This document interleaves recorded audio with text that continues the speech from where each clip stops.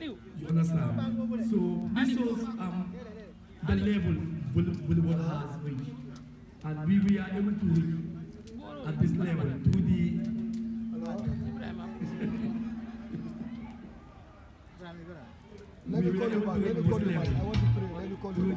through the leadership by the Giants. Thank you. More music, please.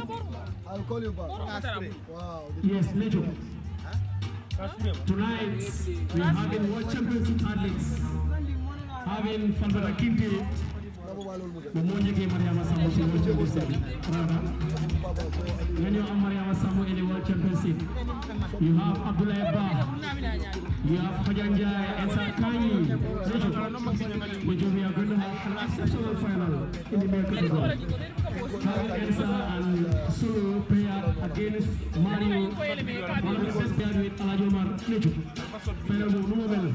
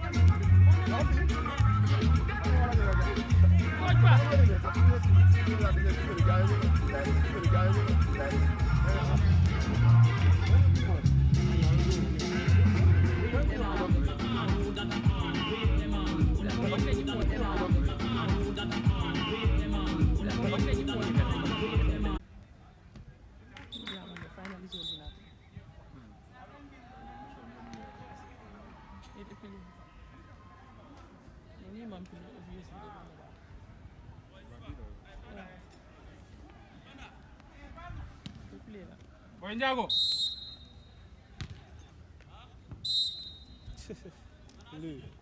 Non ko fo bile bo na out fo.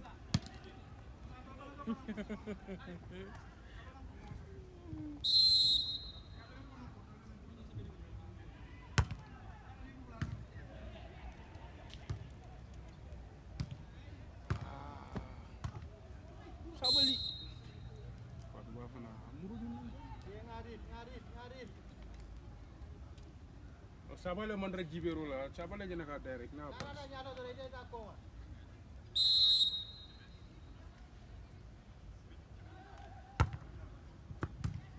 yes sir ya nya siri da matila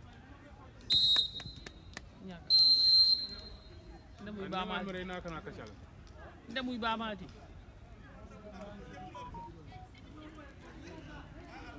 ngala nte fa nga understand ni nje ka kontane bakel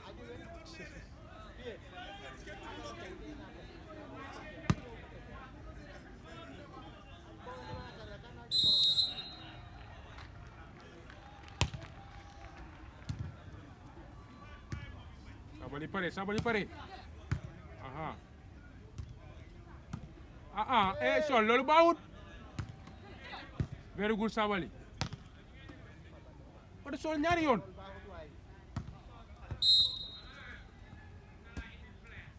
Asino da. Sinya fulo ba fi.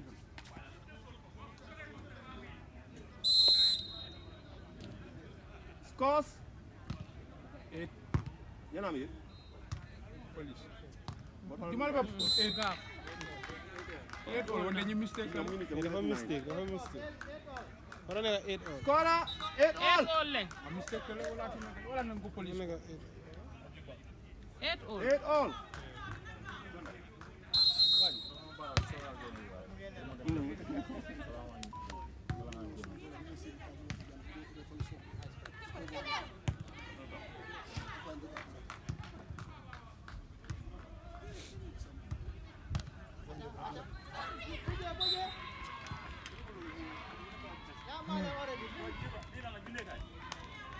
Lala. Déedéet lal. Lala.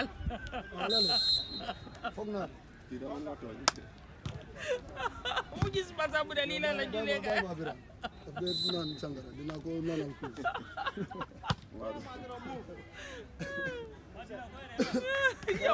yow doo bagaas da nga dee naan sangara man damay mix kuus ak sangara ma jox la nga naan Go blend. Why correct? We get our dose. Like you separate talk so that you do not talk. Ngay taxaw la lay gëna enjoy. bari je yamana jom ko meja ah ah yo man ta jom ko ba ba ñu ta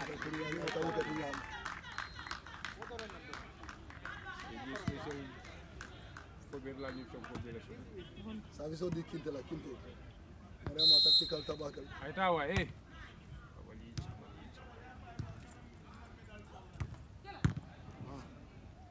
Kinte ya.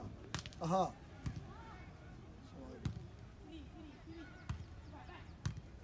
Allo ni ñaato ji.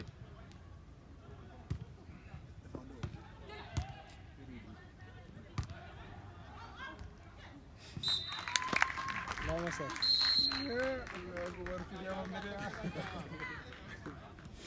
Bari.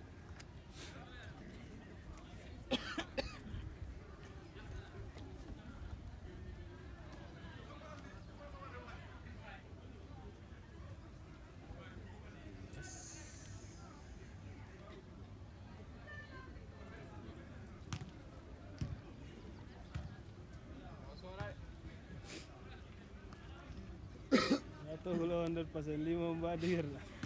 Isi to boy to la capito bele betinga. Kapito ntende. Banko lo Bahama. Jam. Bahama lo. Ah, Bahama. nyanda duro la. Bari man dara ga buro na. Tema ñi man Ñoo ñu ray ma ñu sa.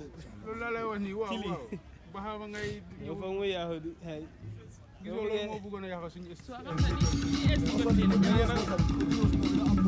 ay ne ko yul ba daal di jëna Soy kay grand. Wa nata ay fa. wala na botu ko Do mëna ko Boro tim wala na ya. defes nak ci ay lamba wa so lo mo moy lo. Jamne kan ni milita wa sa ñene ni ni. Arose ñi degar, ñi arose ñi degar. Welcome back. Yaay kay moy lo. We observing the third place in the female category. comme yesabadi GAF and Gambia Police Force. The scores are in favor of police. We say a big congratulations to both teams for reaching the third and fourth place. programme bi kérim This is the first time we come in at Q City for beach volleyball for the first time. It was not a good spike from Fatba. Game in progress. We want to commend, we want to thank KCL and the entire Q group for coming into volleyball. Not also forgetting the referees for the exceptional job over the championship. A big congratulations to the big commission members under the leadership of Mr. Badimbu Kamara. A hearty congratulations to the Gambia Volleyball Federation under the leadership of Bayru Jallo, one of the most successful coach, president in the history of volleyball.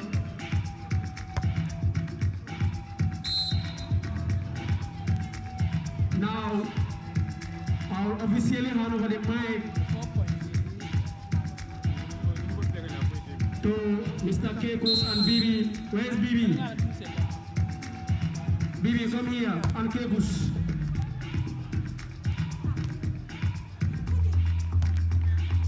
Game in progress.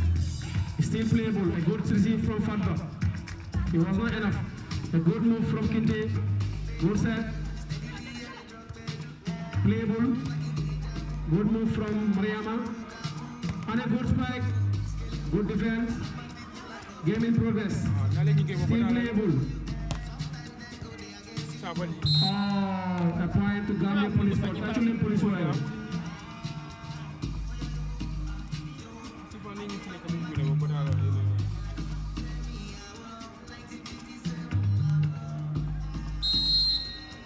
Number 2 Salim. That's a good serve from Fatu Kinte. Good play. Good move, good communication. It's a point for the police team. We want to acknowledge the presence of YMCA team. Alayomar and Mario have just arrived. We're expecting to have the battle of supremacy between Gambia Armed Forces and Gambia Police Force in the female category Kegus. From there we have YMCA and Brikama. A game to watch. We want to see the beautiful spikes, the beautiful blocks. Kegus. Kegus up next we have in the final between Gambia Armed Forces and Gambia Police Force in the female category. Now currently we have in the third place. What do you have to see? A beautiful placement, but unfortunately he couldn't make it. And firstly, I want to applaud the presence, of course, of the president of GAF Volleyball. This man has done tremendous job. We want to applaud that. I want to give you flowers. Of course, when you're close, always and forever with this mic, we're going to recognize your presence in the highest midst of honor in the history of the Gambia. And of course, to all the referees, I really want to say kudos, making sure we have a beautiful atmosphere in the Gambia last year. We saw what you guys all did. That was amazing. And of course, to the players, we want to say merci as well for giving inclusive means in the sport. All the executive members to the federation, you guys are incredible. Nonetheless, seeing this amazing moment here at Key City today is just incredible. Of course, seeing the ladies in the third position, kicking up, battling edge to edge. But nevertheless, there must be a one-set winner. And of course, we're looking forward to see more aggression. Of course, it's a final. The table turns, and most of the time is unpredictable. When it comes to beach volleyball, that's the reality, it's just unpredictable. So guys, if you're watching online, it's a timeout. Again, I want to say a very big thanks to the beach director himself. This man has been tirelessly pushing, coordinating to see things are well done. I want to say kudos. And of course to the referees, once more, merci beaucoup to all our amazing coaches. I want to recognize your presence. I want to say very big thanks as well. The Gambia, before you used to know, is way different now because it has been making history in lines of any sport else you imagine in the Gambia. Volleyball, we are proud to say, has been topping it. So once more, congratulations to each and every one of you here. Player, a fan, a veteran, the list goes on. And again, we encourage sponsors from all around the world to come on board. We need you guys. So ladies and gentlemen, it's a final days here, and of course, if you want to chill with the big boys, you know what happens, right? And it's a final. We want to see that energetic means in the players. It's a finals. So let's see the turnover, how it goes, and how it triggers the opponent, right? It's under 18 GAF Beach. And of course, we're here to see much things unfold that are yet coming on board. But we hope for the best for all the players, the coach, and of course the federation itself. The sound goes, and of course players back on the pitch. Let's see how this goes. It reads the police, a female. We have Fatu Kinte leading the two jersey, and of course, along the partner Marama Sambu leading the one jersey. And we have the GAF B. We have Fatu Ba leading the one jersey. As well, we have Marama Sabalu. We have our first referee there. Suleiman calling out the player. Of course, our able second referee in our midst. Sudo kan. Ye waji. Ladies and gentlemen, and of course, GAF Volleyball. You already know if you want to chill with the big boys. Hey, you run kitty kitty, they run kata kata.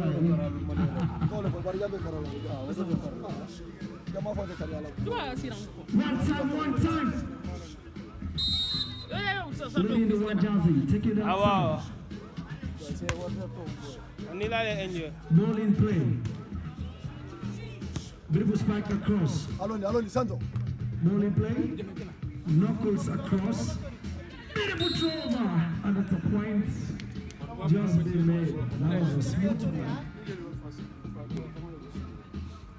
Three things I ever knew create a great impact when it comes to beach volleyball. Beautiful receive. A beautiful placement. It's a point.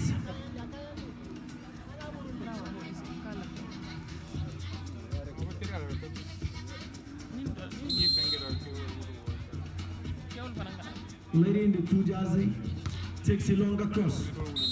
That was just too much.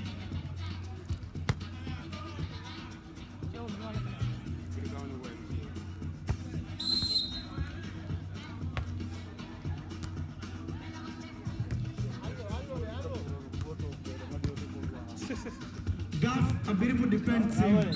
Unfortunately, well received.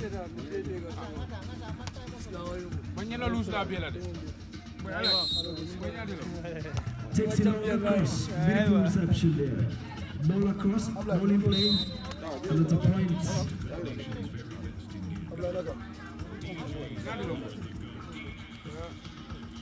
The score reads 3 to serve, 2 receiving. Leading the one jersey doing the serve. Takes it long across. That was just too much. And it went out. Number 2, number 2. Well received. Ball in play. Takes it. What a spike. Well received. Ball in play. Gets it again. Takes it. Ball in play. Out. Gets it across. And there's a point because the ball went out. The scoreboard looks tight up as both teams are getting edge to edge. So it's kind of tough, but let's see how it ends. Ladies and gentlemen, you're watching the finals right here at Key City. And of course, in our midst, we have the president of volleyball. And we're seeing more the executive in our midst as well. We want to recognize your presence. I want to say very big thanks for hosting this right here. Leading the one jersey, takes it long across, ball in play. Push it, what is spike? Ball in defense. Grass it up. Takes it up, ball in defense. Throws it across. Beautiful! What an aggressive, sensational spike. You want to chill with the big hands? Hey, they run kitty kitty, run kata kata. Alright, lady in the two jersey. Takes it long across. Ball in play. In defense. Tries to knock out it, but unfortunately he couldn't make a point.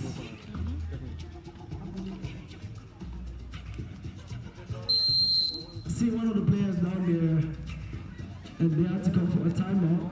I hope everything is okay. Do we have a medic in the house? Do we have a medic to check out?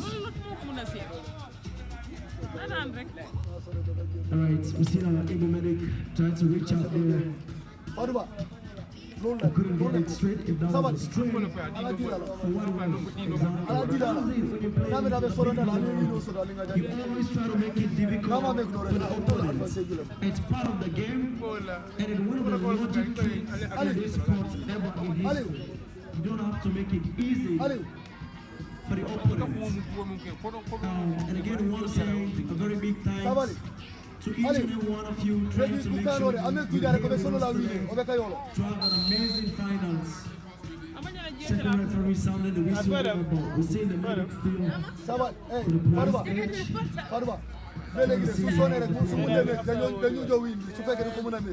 So use len ko. Alright, we see how she dribbles, eh? Mbati ñasse na nga fa ñi ko ndap na ñene ci bopam. Ladies and gentlemen, it's second set Kinte. in play here. We're watching.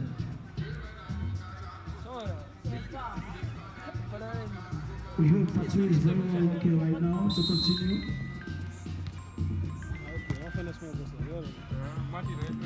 Ball in play, Fatu. What a beautiful throw there. Good. GAF couldn't get it. Yes! Yes. That was a Don't let beautiful, it. smart position in there.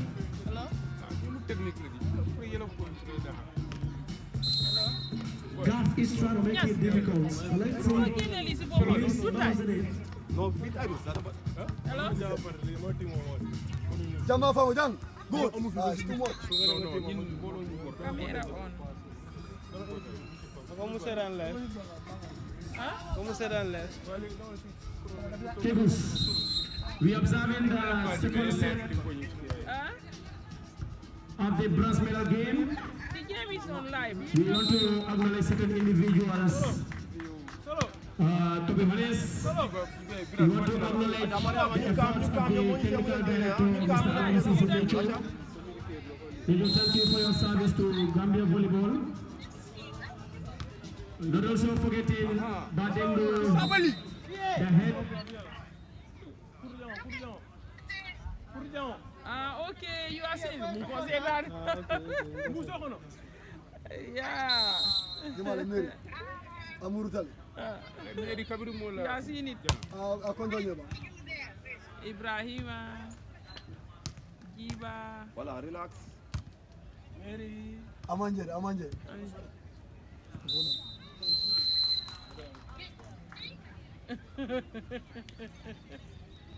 I'm using it. Okay. Ala bulu tuto. Le bulu. Ko da ñina la jënd. And brother say. Okay, mina fa la defa nan connector.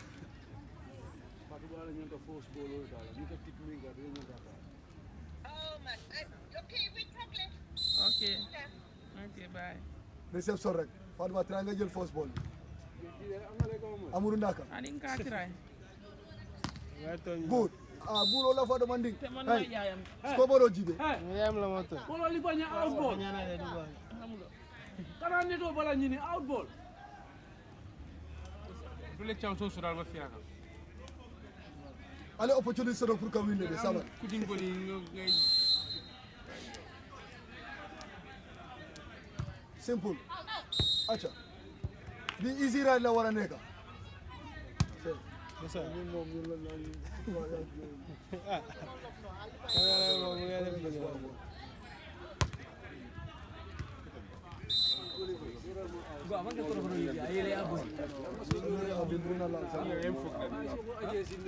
amun camping kedal way camping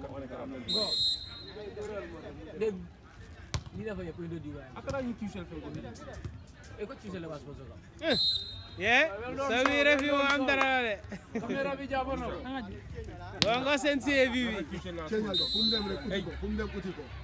Na e sponsor to no wende je mi yano go timu mom professeur ja ka. Najala. Good. E yo jëm. What are benefits from it? pa mun ko man ko sa Ko amu ko start again. Okay. to bolo ko li jam Fa da la liga de nga gina kan ya kuma dia. wonde musa wonde alba yus Ba is that? Nele na ko do jo. We are not playing with this jersey, we are not playing with it. 12-7. alba la jasile duna ye womo natre sonda womo Ni so da wo play. If you don't have it, using it for the game. Mo ñu veso. Ya bu nam. nim beso ani maje de Ngaji la alu ya ska sama jala. say aim say what is Ani da it ñu veso man na juna. Adu play ka watara no. Irma mi ana da ngaji apply la. na nga fay aim Adu ko na le ñu.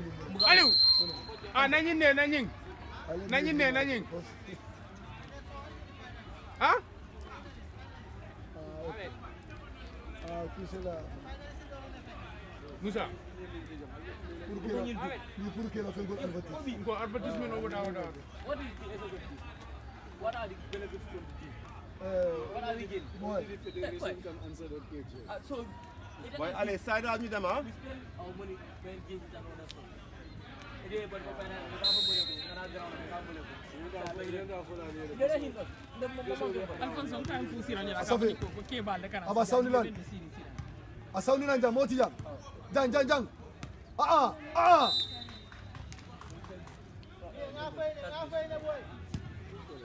So, but Ali pa out for wale fisani.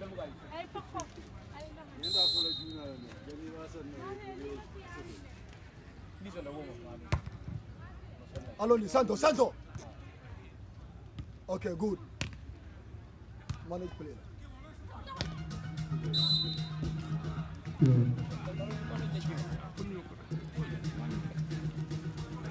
Yes. Volleyball final organized by the Gambian Volleyball Federation for the first time in Q City. Initially, I was acknowledging the efforts of the big commission members. Mr. Bademo is saying a big congratulations. This is top notch. Not forgetting Alliance CC Necho, Kabamu Kabaro, Modjai, Aliu, Sophie, and all the members. We say bravo, good job. Ladies and gentlemen, we are observing that that place between police and Gambian forces, Kegus will hosting certain individuals who have represented Gambia at the World Championship level, the likes of Mariama Sambu, Farmada Kinti, we have Ensa Kani, Abdullah Ba.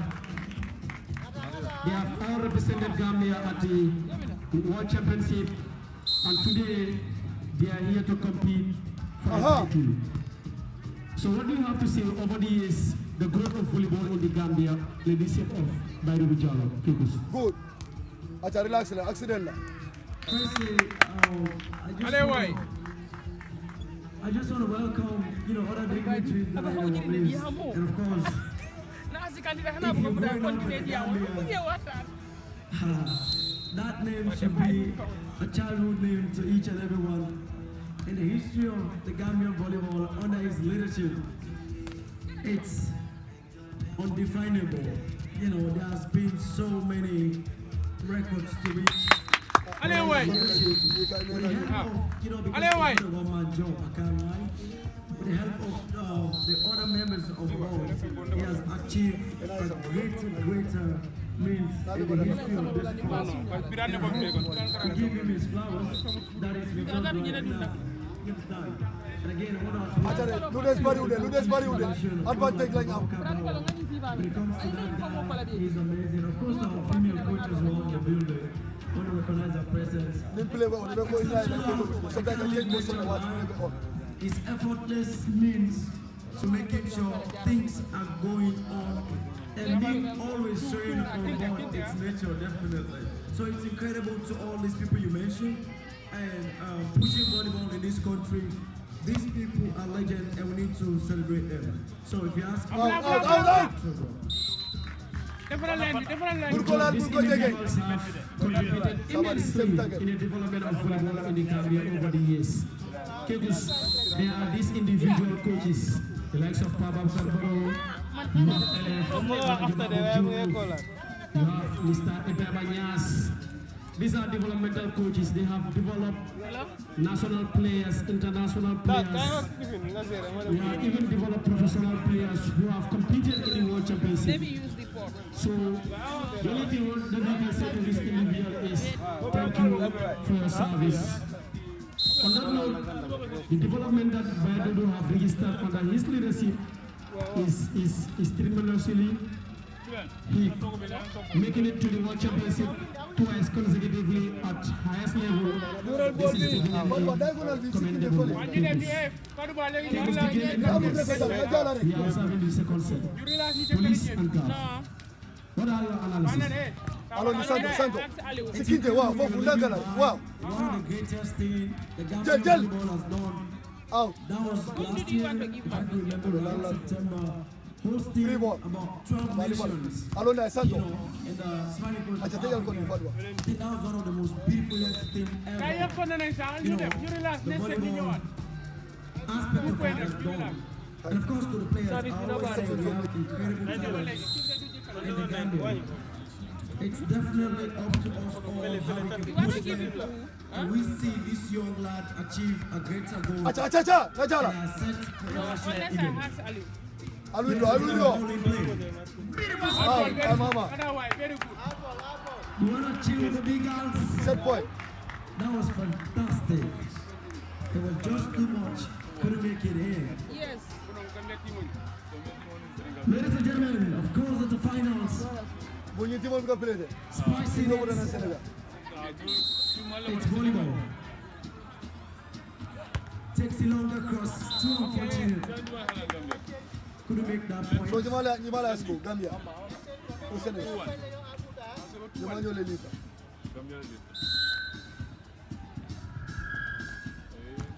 Takes a longer cross. Couldn't go again.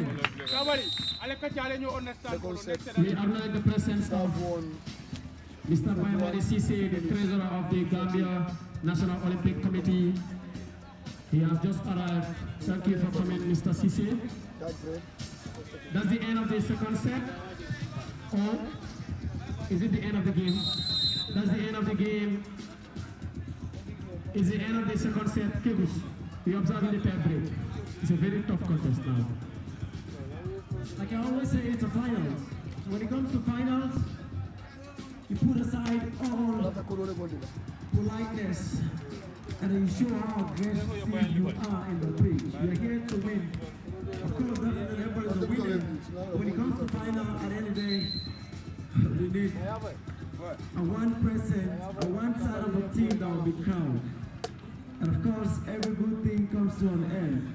And again, we want to applaud and look forward to greater competitions that are coming our ways.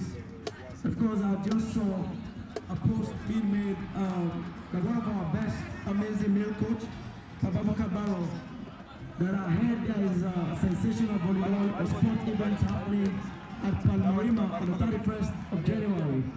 So we invite in all sport lovers in volleyball to participate as much. And again, we want to say there are more competitions coming ahead. His Excellency Mr. Mai, and of course, more competition, so we urge players to grab this opportunity. Once more, the referees, we applaud you guys for showing an amazing job. And in history, Gambia made over the years, we look forward to 2026 to achieving way more than we did previous years. You know, hosting about 12 nations in the Gambia was history. I don't know for anyone else, but that was amazing, and I think it was a history in the first settings ever in this sport that the Gambia was, privileged to give you those people the best of both in these sports that we all love. I guess you remember very well. And how do you feel about that? Yeah, I felt excited. Not only the performance, but the organization, the hosting was top notch. I gave it 10 over 10. Hosting continental level for the first time in the Gambia, and it was exceptional. Even the countries that came were very excited. We are very happy with the organization of the Under-18 Development Cup. But Kegos, the beautiful part of it is we hosted it and won it in the male category. Whilst in the female category, we were the finalists and lost against Congo. So this is definitely showing us that volleyball is on the right direction. And over the years, you have seen the success that volleyball have registered under the leadership of Baididi. Kegos, you have mentioned Papa Bukar, one of the most successful coach in the Gambia. He has represented Gambia. He has brought gold medal for Gambia at zonal level, at continental level. But also not forgetting these individuals, his counterparts, his colleagues, who are part of the development process. The likes of Mr. Nyas, Ibrahima Nyas, Alaji Babu Diouf. These three individuals, I give them 10 over 10, and my regard to all of them. They have contributed immensely to the development of volleyball. Thank you. Merci beaucoup. That was amazing analyzing there. A beautiful spike. What a great sensational receive. Ball in play. Let's see. You want to cheer with the big outs? Okay. First of all, one as a double touch. It's not playable.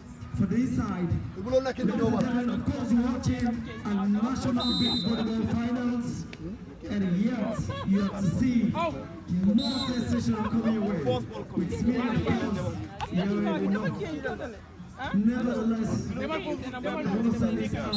We're here to see aggressiveness when it comes to the winning. No jokes. Takes a longer cross. Ball in play. Strikes it big more. That's a smooth, nice placement. Set bilang gina sola de.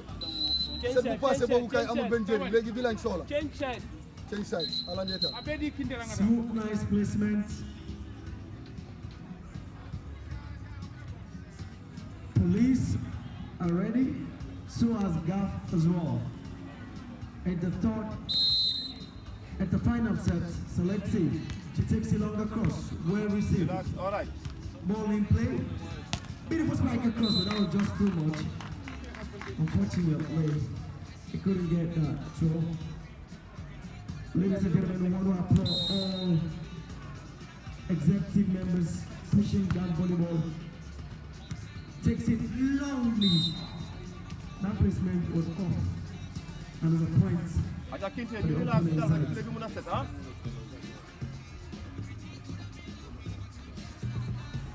We want to recognize the presence of all sponsors and of course all committee members.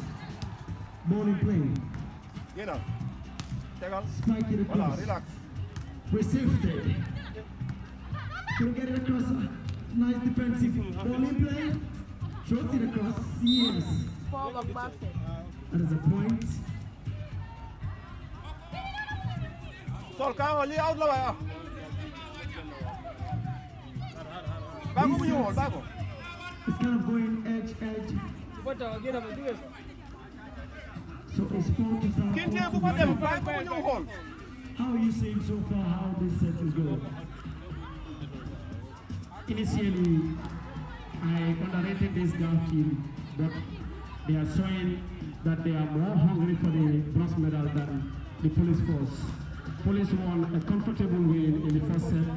GAF came back stronger to win the second set, and now we are in the third set. GAF are showing they are more hungry than the police force. So, now I can predict, let's see what the future will hold. After checking the VR, Boy, I don't mind me. Can you have a signing up the VR, he has given the points out. Lady Jaza takes it long across, and there's a point. A beautiful start. Ladies and gentlemen, we set all bilang sola de. because we have more games coming your way. Takes it long across. Ball reception. It's one of the disadvantages when it comes to beach volleyball. Lack of good reception. You want to cheer with the big outs? I need to run. 15 lad. Ladies and gentlemen, it's a national beach volleyball finals. Takes a long across. Out. Amazing. Control. Takes it. Murukoma, ite Let's see Murukoma. what she can do. Beautiful spike. Aloni, Kinteare, Faduma. Defensive. Nangari. Wow. Oh, yeah. And it's a point. Unseen. Service obetaya. Supporters really taking in the stands. For those balls, where you can be jumping the hell out. Because it means a lot. Lady the one Jazzy takes it long across. Voila! Beautiful spike! What an aggressiveness! Ball still in play. She takes it again. Beautiful pike. What a spike. It's like do me or do you, man over vex. What a beautiful moment, ladies and gentlemen. It's one of the amazing sights you can admire when it comes to volleyball. Allons, Lissanto. Kinte and Takes it Dankari. again. Wow. See the cross. That's a nice placement. Well, earlier you made a statement underestimating the other players, but it's too unfortunate when it comes to volleyball, you don't easily make, you know what I mean, like a round cap over it. You watch and see how it goes. Ball in play, takes it smoothly. Beautiful placement. These are some of the key factors when it comes to big volleyball. Just use your head very well. When it comes to smart placement, you punished the opponents. Smart running, but too late, and there goes the point.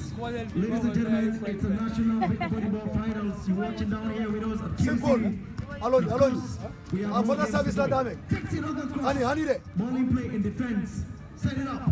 Beautiful placement across. Sabali. Ile ke moni kado e kamu na kandare. Ani Kinte la gana bona service la dame. It's going like edge to edge like The that. game is on. Giving purpose. Technicalities. Kickers, one thing I observe in this tie break is that both teams, they are using their strength and both teams have service strength. If you look at the police team, they're using their service strength to punish Ghana and crosses. Whereas GAF also, the moment they have their complexity or their side out, they also want to punish police. So currently, they are punishing each other in the type of hot service. So still now, I can predict, but the game is still playable. Game in progress, people. Alright, ladies and gentlemen, all dignitaries in our midst, want to appreciate you for being here with us, and of course to the fans, thanks for choosing GAF Volleyball, and of course to our referees. Ball in play, takes it on the cross. Hey. In defensive, throws it back. That was the hardest means to get defense, and it's the longest side of the court. Ladies and gentlemen, the score reads 12 to serve, 5 receiving. That's a very big gap. But let's see if they can get it covered up. Ball in play. Gets it, spike. Defensive. Let's see if he can make it up. Ball in defense, across. Aggressive. Spike it across under the points. What a spike. What a bomb check. You want to chill with the big girls? All right. You know, most of the time people think it's all about football. Bro, we can do it too. And of course, record straight, GAF Volleyball has made more history last year than ever in any sport. Probably I can tell you this. And of course, our podium right now is about 1,500 spectators. No cap. We're pushing GAF Volleyball to the wall, and of course, we're doing it again and again and again. Lady in the one jazzy, doing that tough. Takes it long across. Picks it nicely. Let's see what she can do. Push it. I don't know if she was fit, but I guess she wasn't that short enough. Let's say there's a frequent change. You guys been seeing, maybe it's your first time seeing that. It's part of the big volleyball.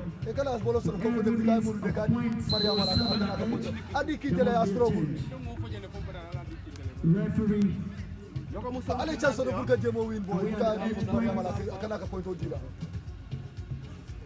Padwa Savali FC Kinte so we are looking forward to seeing the stage to which the sun is going to be on form.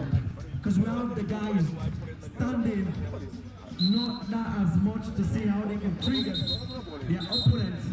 And then we're going to see today who are going to be crowned the national champions of these finals. And of course to the ladies as well, waiting to see who are going to be the queens of the court. It's not just going to be an ordinary queen, but a national, imprecisely. So imagine that for a sec. Ladies and gentlemen, serve in progression. Lady in the one jazzy takes it along the cross. In possession, receive. Let's see what you can do. Beautiful spike. Sikinte. In play. Wow. Beautiful placement. Put Savan Mariama, Savan Kinte ball. You know, most of the cases, Savan Sikinte, tower for it's rather unfortunate. A lot of people get the logic. How how aggressive you can be when you're doing those kind of spike. Takes it, longer cross. Out of system. I'm laughing slow motion because that's the toughest movement. Do we have a medic in the house? A player is now, please, a medic. That's a straight within the medic. Ladies and gentlemen, you're watching the National Big Volleyball Finals here with us at Q City. We need a medic in the building, please. Alright. And of course, I want to say a very big shout out to her. She has always been in the eye of campus whenever around GAF volleyball. I want to say a very big kudos to you. Alright. Everyone's around. And GAF volleyball has always been in readiness to see how they can Most of you can testify. We have more national and international players representing the Gambia. Recently, I saw a lot of development in kick, when I saw a lot of players in other African nations playing, and of course, not just giving their best, but representing the Gambia. Mashallah, that's incredible for not only themselves, but also all living here as a nation. Medics are seeing how fast they can get that player recovered from that strain. But what do you have to say as a player, as a coach, as well experienced pressing as well? When it comes to seeing those kind of grassy. What's your thoughts? So that way, so big was the court. So that way, that we just we are on the right track, and I'm very impressed with the development that we have registered over the years, particularly in the player development. You have also mentioned that seen a lot of players at other African countries, other countries as a professional players. I can say 2010 is one of the most a lot of players signing professional contract out there, and how many minutes signing professional contracts in foreign countries. Yes, you want to acknowledge Senator Kamedu has just alongside the result. So, Kegos, currently the situation that is going on here in big volleyball, it is telling us that if the player cannot recover after 5 minutes, the game will be given to the other team.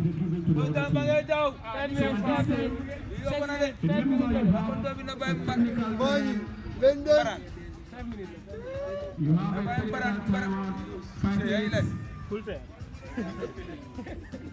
What is the scoreline, Sweetie? What is the scoreline? It's a voice of the Dalfoga.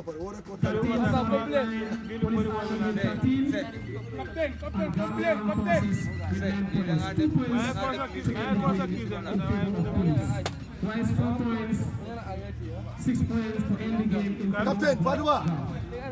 Captain. Fadwa. Do you think the game has over? Fadwa. Fadwa. Captain, how many minutes? We've seen the player rising there.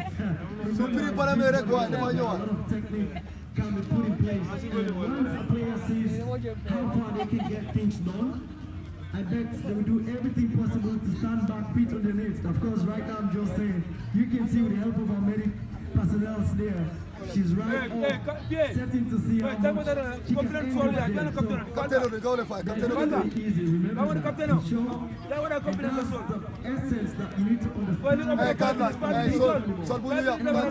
Once more to the federation that I've been seeing over the years. They've been doing frequent trainings. Hey, Kanko, so I have your Kanko. This is what Kanko, you are Kanko. you as a coach need to be rightful for. You shouldn't judge the way because you say play it down. You see what I was saying? Right now she's up on her feet.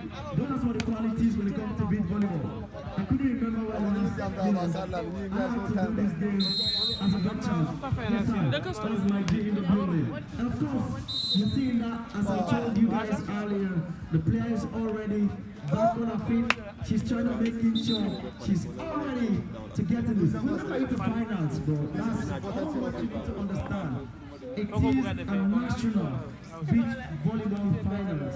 So So nothing should be expected that is easy, bro. Forget that thing. It doesn't work here. Not be lie. You need to work. You need to work. You need to work. Ladies and gentlemen, from the injury, takes it across. Musa. Muscle problem like. Ball in play. Takes it across. Double touch.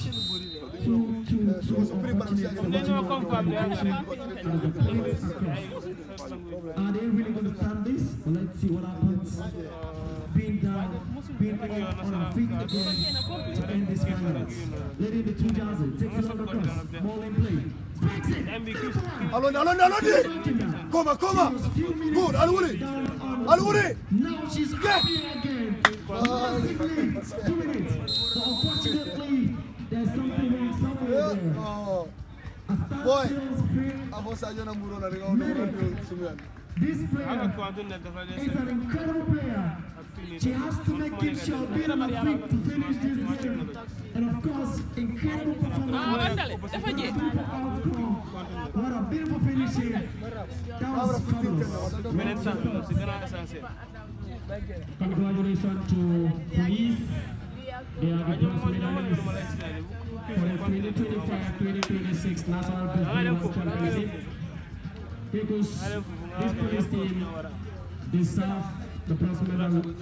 Looking at the where they came from the quarterfinals down to the semi-finals, and here they are with the bronze medal one more time, and they are the champions, and they are the bronze medalists for the 2025-2026. So we say congratulations to police. We also say congratulations to Gambia Armed Forces. There is no loser in as much as you have reached the climax, third place. We say big congratulations. Up next, we're going to observe another battle between the two service team, the institutional teams.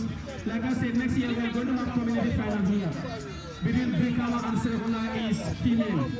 Next year. We don't want to see